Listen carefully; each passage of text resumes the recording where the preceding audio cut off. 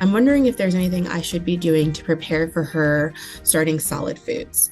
Introducing solid foods in a way that's safe, promotes independent self-feeding, and provides your baby with the best nutrients can be hard to do. It's so much easier with expert advice, a plan, and a comprehensive printed guide to get everyone on the same page. The Food Before One course pack gives you everything you need to set your child up for healthy eating habits that they'll carry through the rest of their life.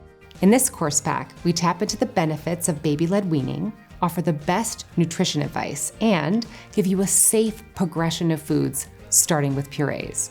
Our experts will help you safely and confidently navigate everything from introducing allergens and knowing the difference between new eater gagging and risky gagging. Our practical parent guide will be your go-to reference with safety guidance, a list of nutrients your baby needs, and ideas for meals you may not have thought of.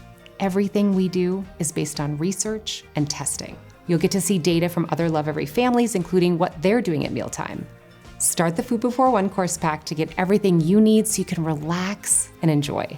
We're here to help you make this a positive experience. This is such a fun time.